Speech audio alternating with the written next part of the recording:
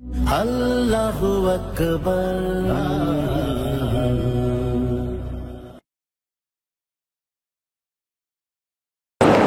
সম্মানিত সুধীমণ্ডলী, আমরা সূরা নিসার ৭৭ নম্বর আয়াত থেকে ধারাবাহিক আলোচনা করব ইনশাআল্লাহ।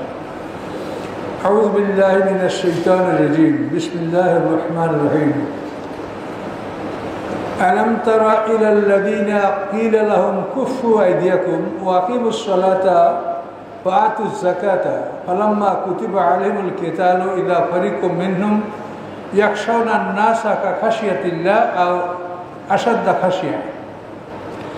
আল্লাহ রাব্বুল আলামিন বলেন, আপনি কি দেখেন নাই ওই সম্প্রদায়ের প্রতি যাদেরকে বলা হয়েছিল যে তোমরা হাতকে গুটিয়ে রাখো,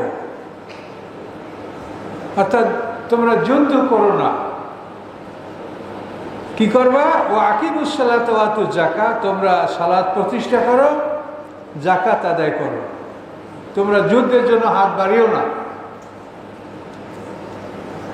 ফালাম্মা কুতিবা আলাইহিমুল কিতালু, অতঃপর যখন তাদের উপরে আল্লাহ তাআলা লড়াই ফরজ করে দিলেন, ইযা ফারিকুম মিনহুম ইয়াখশাউনা আন-নাসা কাখাশিয়াতিল্লাহ, তখন তাদের একদল মানুষকে এমনভাবে ভয় করতে শুরু করলো যেরকম আল্লাহকে ভয় করতে হয়। আও আশাদ্দা খাশিয়া, অথবা আল্লাহকে যেভাবে ভয় করতে হয় তার চেয়ে বেশি ভয় করতেছিল মানুষকে তারা। অকল, এবং তারা বলল, রব্বানা লিমা কাতাবতা আলাইনাল কিতাল, হে আমাদের রব, আপনি আমাদের উপরে লড়াই ফরজ করলেন কেন?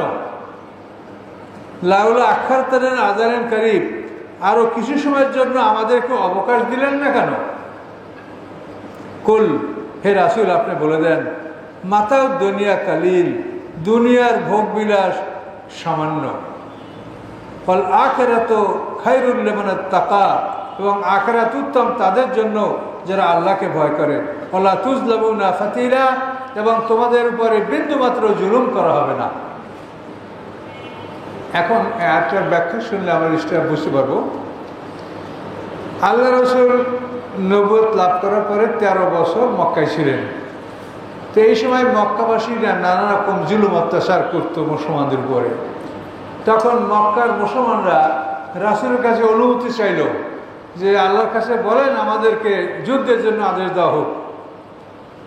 তো তাফসীরকাররা বলে যে এইভাবে তারা অন্তত 70 বার আল্লাহ রসুলের কাছে অনুরোধ করছে যে আল্লাহর কাছে বলেন আমাদেরকে যুদ্ধের আদেশ দেওয়া হোক, আমরা যুদ্ধ করে বলবো, আমরা এই অত্যাচার সহ্য করবো না। কিন্তু আল্লাহ অনুমতি দেন নেই। কিন্তু বিরাটটা বোঝার ব্যাপার যে আপনি কয়েকটা লোক মাঠে দিয়ে সব ধ্বংস হয়ে যাবেন, এটা আল্লাহ চান না। আল্লাহ এমন একটা সময় তাদেরকে যুদ্ধের আদেশ দিয়েছে যে তখন তারা পরাজিত হবে না, তারা জয়যুক্ত হবে। তো যুদ্ধ কখন করতে হবে এটা আল্লাহ কোরআনে বলে দিয়েছেন। কিন্তু এটা রাসূলের সাহাবী, তারা তো আমাদের সাথে অনেক জ্ঞানী ছিলেন, কিন্তু তারাও ধৈর্য ধারণ করতে পারেন নাই, রাসূলকে বারবার অনুরোধ করেছেন। আমাদের সমাজের লোকেরও কিন্তু একই অবস্থা। তারা বলে আপনি আন্দোলনের কথা বলেন না কেন, আন্দোলন করেন না কেন, ইত্যাদি ইত্যাদি আমাদের লোকেরাও বলে। কিন্তু আল্লাহ তাআলা যে বিধানটা কি রেখেছেন সেটা লক্ষ্য করতে হবে। আল্লাহ তাআলা সূরা আনফালে স্পষ্ট বিধান দিয়েছেন যে তোমরা অন্তত শত্রুপক্ষের 3 হও, ওরা 2, তোমরা 1। তোমরা এই অবস্থায় তোমরা উপনীত হও। এই একম মিনকুম মিয়াতুন সাবিরাতুন ইয়াগলিবু মিয়াতাইন, তোমাদের 100 যদি ধৈর্যশীল হয় তাহলে তোমরা 200 লোকের উপরে, 200 কাপের উপরে লড়াই করে জিতবে। ওয়াই একম মিনকুম আলফু ইয়াগলিবু আলফাইন, তোমরা যদি 1000 হও তো 2000 উপরে লড়াই করলে তোমরা জিততে পারবে। এটা সূরা আনফালে এটা বিধান দিয়ে দিয়েছেন। তো এখন সারা পৃথিবীর যারা মানুষ, এই মানুষ কিন্তু 2 দল, মুমিন এবং কাফের। কিন্তু আমরা কিন্তু মুসলমানরাই 73 বানাই রাখছি, আর অন্যরা তো আরো অনেক দল আছে। তা আল্লাহ সেটা বলেন না। আল্লাহ বলেন মানুষ হলো 2 দল, মুমিন এবং কাফের, এর বাইরে কোনো মানুষ নাই। এই বিষয়টা মানে বাংলা ভাষায় আমার বুঝাতে একটু কষ্ট লাগে। কাশিমুস শাহ জেদ্দুস শাহ কিসমুসাই নফসুসাই একটা থিওরি, মানে তাকসিম বা বিভাজন, বিভক্তকরণ। এই বিভক্ত করতে হয় জেদ্দুসাই, মানে বিপরীত জিনিসকে। মাছ মাংস এটা আপনি ভাগ করেন, এটা মাছ এটা মাংস। জেদ্দুসাই, জেদ মানে বিপরীত, বিভক্তি হচ্ছে বিপরীত জিনিসের। একই জিনিসের বিভক্তি হয় না। আপনি মাংস, মাছ মাংস এটা ভাগ করলেন, এখন এই মাংসকে আপনি ভাগ করলে এটা ভাগ হয় না, ওই একই জিনিস থেকে যায়। কিরকম কি, এটা গরুর মাংস, ওই মাংস আছে, এটা ছাগলের মাংস, এটা মুরগির মাংস, এটা ভেড়ার মাংস। তা আপনি ওই মাংসকে যতই ভাগ করেন কিন্তু মাংস মাংসই থেকে যাচ্ছে। কি বুঝতে পারছেন? মাছকে যদি আপনি ভাগ করেন, এটা রুই মাছ, এটা কাতলা মাছ, এটা শীতল মাছ, এটা ফলি মাছ, এটা কই মাছ, মাছ কি মাছই থাকছে। কিন্তু এইটা বলা হয় যে একই জাতীয় জিনিসকে ভাগ করলে সেটা বিভক্ত হয় না, বিপরীত জিনিসের হয় ভাগ। কাশিমুসাই জেদ্দুসাই। তো এই জন্য মোমেন এবং কাফের এই দুটো হলো জেদ্দুসাই, একটা আর একটা বিপরীত। আর মোমেন আপনি যাই ভাগ করেন, আহলে হাদিসও মুসলমান, হানাফিরাও মুসলমান, সুন্নিরাও মুসলমানরা, এভাবে সবাই কিন্তু মুসলমান। তো এই জন্য আল্লাহ বলছেন যে পৃথিবীর মানুষ হলো দুদল, মোমেন এবং কাফের, এর বাইরে কোনো মানুষ নেই। তো এখন এটা আপনারাও দেখেছেন যে পৃথিবীতে যখন বিধর্মীরা কোনো ইসলামী রাষ্ট্রে আক্রমণ করে, তখন সবাই মিলে একসাথেই আক্রমণ করে। সে সময় ওদের মধ্যে আর কোনো বিভেদ থাকে না, তখন আল কুফরু মিল্লাতুন ওয়াহিদা, তখন ওরা এক দলে পরিণত হয় এবং আক্রমণ করে।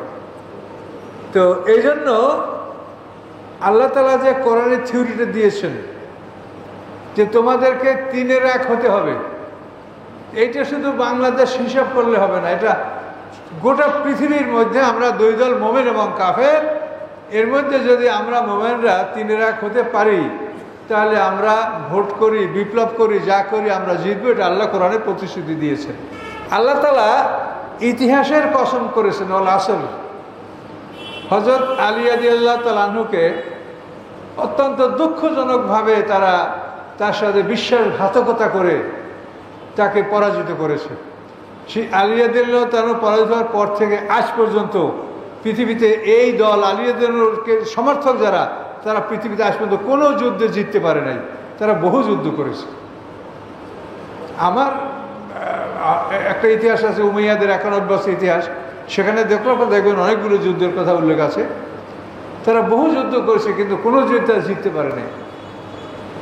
তার কারণ আল্লাহ যে একটা সংখ্যা বলে দিয়েছে যে তোমাদেরকে জিততে হলে এই সংখ্যায় তোমাদের উপনীত হতে হবে। এই একুম মিনকুম মেয়াতই সবেরাতুন ইয়াগলিবু মেয়াতাইন, 100 হলে তোমরা 200 উপরে জিতবে। কিন্তু আমরা কোথায়, আমাদের মুসলমানের সংখ্যা 3-এর 1 তো ভালো, আমার মনে হয় যে 100 ভাগেরও 1 ভাগ আমরা কাফেরদের তুলনায় আমরা 100 ভাগেরও 1 ভাগ হইনি। তার কারণ আমরা যারা শিডিউলড মুসলিম, যারা তালিকাভুক্ত মুসলমান, এদের মধ্যেও শতকরা 80-85 জন হয়তো খ্রিস্টানদের পক্ষে। এদেরকে তো ধরলে হবে না, অন্তত মুসলমানের পক্ষে সে রোজা নামাজ কম বেশি যা করুক, ইসলামের পক্ষে, এটা কিন্তু একটা বিরাট ব্যাপার। অনেক মানুষ আছে রোজা নামাজ কম করলেও কিন্তু আসলে সে ইসলামের পক্ষে। আবার আমরা অনেক মানুষ এমন আছি যে রোজা নামাজ ঠিকই করছি কিন্তু আসলে ইসলামের বিপক্ষে। এটা কিন্তু আপনারা চিন্তা করলে এবং নিজেরা লক্ষ্য করলে দেখতে পারবেন যে একটা লোক রোজা নামাজ করছে কিন্তু সে ইসলামের বিপক্ষে। আর এমন বহু লোক আছে সমাজে যে রোজা নামাজ আল্লাহকে মানে, রোজা নামাজ করে, হয়তো একটু কম করে, কিন্তু ইসলামের পক্ষে। সে ইসলামের বিপদের জন্য সে নিজে জীবন দেওয়ার জন্য প্রস্তুত হয়ে আছে। কাজে এই জন্য এই বিষয়গুলি ফয়সালা আল্লাহর হাতে, বিচারক তিনি জানেন মনের খবর, আমরা কিছু জানি। ইন্নাহু আলিমুম বিযাতিস সুদূর, আমাদের মনে কার কি আছে এটা তিনি জানেন, বিচার তিনি করবেন। তো সম্মানিত সুধী মণ্ডলী, এখানে যে কথাটা বলা হয়েছে যে যুদ্ধ করার জন্য তারা আল্লাহ রসুলকে বারবার পিড়াপিড়ি করতেছিল, এমনকি তারা 70 বার আল্লাহ রসুল অনুরোধ করেছে, আল্লাহ বছর সময় হয়নি। এরপরে আল্লাহ রসুল হিজরত করেছেন নবুয়তের 13 বছরে। হিজরতের 6 মাস পরে যুদ্ধের আয়াত নাযিল সূরা হজের মধ্যে, উযিনা লিল্লাযীনা ইউকাতালুনা বিআন্নাহুম যুলিমু, এই আয়াত নাযিল হয়েছে হিজরতের 6 মাস পর। এখন যুদ্ধের আদেশ নাযিল হওয়ার পরে যারা এত পিরিয়াপিরি করছে তাদেরই একটা দল এখন মানুষকে আল্লাহর চাইতে বেশি ভয় করে আর বলে যে আল্লাহ এখনই যুদ্ধের আদেশ আমাদের উপরে কেন দিলেন, আরো কিছুদিন বিলম্ব করা কেন হলো না, এই কথাটা আল্লাহ এখানে বলছেন। তো এই যুদ্ধ বিগ্রহ এবং ইসলামী বিপ্লব এটার ব্যাপারে আল্লাহ যেটা বলেছেন এটা হলো বিজয়ের ব্যাপার, কিন্তু এরপরে যদি দল আমরা 3-1 না হইতে যুদ্ধ করা যাবে কিনা এটা সম্পর্কে আল্লাহ না করেন নাই, কিন্তু বিজয়ের কথা বলেন নাই, যে জয়যুক্ত হবে এটা বলেন নাই, কিন্তু তোমরা করলে পড়তে পারো। অন্য একটা আয়াত আছে সেখানে আল্লাহ বলা হয়েছে, আল্লাহ বলেছেন কাম্মেম ফিয়াতেন কালিলাতেন গালাবাত ফিয়াতান কাসীরাতাম বিইজনিল্লাহ। আল্লাহ বলেন বহু ছোট ছোট দল বড় দলের উপরে জয়যুক্ত হয়েছে। যেমন বদরের যুদ্ধে 313 জন, ওরা ছিল 1000 ক্যাভালরি, আর এরা ছিল 313 জন। এদের মধ্যে সর্বমোট ছিল বদরের যুদ্ধে মুসলমানদের কাছে 70টা, তলোয়ার ছিল 8 খান, ঘোড়া ছিল 2টা। তো এই নিয়ে কিন্তু ওরা 1000 ক্যাভালরি ঘোড়সওয়ার এদের মধ্যে যুদ্ধ করে জিতলো। এবং এরা এমন না যে ওরা পাঠান আর আমরা বাঙালি এই জন্য আমরা হারি, তা না, ওরা একই জায়গার লোক। যারা আনসার মুহাজির আর মক্কার যারা ওখানে আসে বদর প্রান্তে একই লোক, একই গ্রামের লোক, একই জনপদের লোক, কিন্তু সেখানে দেখা গেল যে 313 জনের মোকাবেলায় তারা হেরে গেল। তো এখানে আল্লাহর ওই ওয়াদাটা দেখেন, আল্লাহ বলছেন যে কাম্মেম ফিয়াতেন কালিলাতেন গালাবাত ফিয়াতান কাসীরাতাম বিইজনিল্লাহ, বহু ছোট ছোট দল বড় দলের করে যুদ্ধ করে জয়যুক্ত হয়েছে। তো এগুলির ইতিহাস আমরা কোরআনে যদি দেখি দেখা যাবে যে এই ছোট ছোট দল যে যারা জয়লাভ করেছে তাদের মধ্যে নবী রাসূল ছিল। দাউদ আলাইহিস সালাম ওরকম জালুত বাদশার বিরুদ্ধে যুদ্ধ করে জিতেছে, সূরা বাকারা আপনারা শুনেছেন, ও কতলা দাউদ ও জালুতা। এখানে কিন্তু দাউদ আলাইহিস সালাম তিনি একজন রাসূল, সেখানে শামুইল আলাইহিস সালাম একজন পয়গম্বর ছিলেন, তালুত বাদশাহ আল্লাহর পক্ষ থেকে মনোনীত বাদশাহ ছিলেন। এই সমস্ত বিশেষ ব্যক্তিত্ব থাকার কারণে দাউদ আলাইহিস সালাম কিন্তু সামান্য সংখ্যক সৈন্য নিয়ে 313 জনের জালুত বাদশার বিশাল বাহিনীকে তারা পরাজিত করেছিল। তো এই জন্য আমরা আশা করি যে এখন আমরা পৃথিবীতে ওই মানের মুসলমান আমরা নাই। কাজে ঈসা আলাইহিস সালাম এই জন্য আসবেন। ঈসা আলাইহিস সালামের আগমন সম্পর্কে আমরা কখনোই এটা সন্দেহ পোষণ করি না, কিন্তু তার বিপক্ষে বলার মতো আলেমদের মধ্যে লোক আছে। তার কারণ ঈসা আলাইহিস সালামের আগমনের ব্যাপারটা এটা খ্রিস্টানরা কোনোভাবেই সমর্থন করে না। কাজে এই জন্য খ্রিস্টানরা আমাদের অনেকেই বন্ধু বানিয়ে নিয়েছে এবং আমরা অনেকেই তাদের পক্ষে কথা বলি ছদ্মবেশে।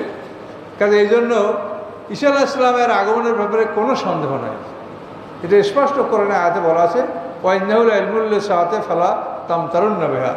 ঈসা আলাইহিস সালাম হলো কিয়ামতের স্পষ্ট জ্ঞান, অর্থাৎ ঈসা আলাইহিস সালাম যখন আসবেন তখন তোমরা মনে করবে যে কিয়ামত যে কোনো মুহূর্তে এসে যাবে। ওয়াইন্নাহুল ইলমুল লিসাআতি ফালা তামতারুন্না বিহা। কাজে এই জন্য ঈসা আলাইহিস সালাম আসবেন, এটা কোরআনে বলা আছে। ইমাম মাহদী সম্পর্কে কোরআনে বলা নাই, কিন্তু হাদিসে আছে এবং যুক্তিসঙ্গত এগুলি। তো এই জন্য এই ভালো লোকগুলি যখন আসবে তখন পৃথিবীতে মুসলমানদের সংখ্যা যদি কম হয়, মুসলমানদের সংখ্যা কিন্তু বাড়বে না। ঈসা আলাইহিস সালাম আসলে যে তামাম দিন লোক মুসলমান হয়ে যাবে তা কিন্তু না। এটা কোরআনে একেবারে কঠিনভাবে আল্লাহ বলেছেন যে কোনো অবস্থাতেই পৃথিবীর অধিকাংশ মানুষ মোমেন হবে না।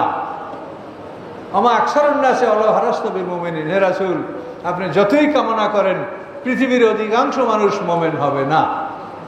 কাজে এই জন্য কোনোদিনই মেজরিটিতে ইসলাম কায়েম হবে না। ইসলামের জন্য কোনোদিন এই পৃথিবীর মেজরিটি দেখতে পাবেন না। ভালো লোক কম হবে, যুদ্ধে তারা জিতবে। এই ভালো লোক ঈসা আলাইহিস সালাম আসবেন, তার সাথে আসহাবে কাহাফ হলো ঈসা আলাইহিস উম্মত। এই যে সূরা কাহাফ আছে না, আসহাবে কাহাফ, এরা কার উম্মত? ঈসা আলাইহিস উম্মত। ঈসা আলাইহিস সালামের তিরোধানের 150 বছর পরে এরা ইয়ানজুরুস পাহাড়ের গুহার মধ্যে লুকাইছিল, আসহাবে কাহাফ। 309 বছর পরে তাদের ঘুম ভেঙেছিল, তাদের পরিচয় পাওয়ার পরে আবার তারা ঘুমিয়েছে। ওখান থেকে ঈসা আলাইহিস সালামের সাথে তারা যোগদান করবে। বনি ইসরাঈলের যেটা সিন্ধুক আছে, তাবুত, যেটা সূরা বাকারা আপনারা শুনেছেন, এই সিন্দুকটা ঈসা আলাইহিস সালাম যখন আসবেন এটা তাকে দেওয়া হবে। এটা এখন পৃথিবীতে আসে। তাফসীরকাররা একেবারে নিশ্চিত বলতে পারছেন না, তবে এক শ্রেণীর তাফসীরকাররা বলছে এটা তাবারিয়া সমুদ্রে এই সিন্দুকটা লুকায়িত আছে। এই সিন্দুকে ইব্রাহিম আলাইহিস সালাম সেই ভেস্তি জামা, হ্যাঁ, মুসা আলাইহিস সালামের লাঠি, হারুন আলাইহিস সালামের পোশাক, আরও অনেক কিছু বনিয়ে ছেলে মাল আসবাব ওটার মধ্যে আছে। এটা বনিয়ে ছেলে যুদ্ধের সময় সামনে নিয়ে রাখতেন। এটা বলে সাকিনা, মানে ট্রাঙ্কুইলিটি অফ মাইন্ড, মনের একটা প্রশান্তি। এটা থাকলে তারা ঘাবড়াতো না যুদ্ধের মাঠে। এই সাকিনা, এই সিন্দুক ঈসা আলাইহিস সালামকে ফিরে দেওয়া হবে। খিজির আলাইহিস সালামের আবির্ভাব ঘটবে। তো এগুলি আমরা বারবার বলছি, যেহেতু কোরআনে এই কথাগুলো রিপিট আল্লাহ করছেন, আমরাও এই জন্য আপনাকে বারবার শোনাচ্ছি। তো এখানে আয়াতের অর্থ হলো যে যুদ্ধের আদেশ নাজেল হওয়ার পরে এরা একেবারে মানে দুর্বল হয়ে পড়ছে। এই জন্য তারা বলে যে হায় রে হায়, আল্লাহ আমাদেরকে একটু সময় কেন দিল না। এখন এরা আল্লাহ বলে যে ওরা মানে আল্লাহকে যা ভয় করা উচিত তার চাইতেও বেশি মানুষকে ভয় করছে ওরা যুদ্ধের জন্য।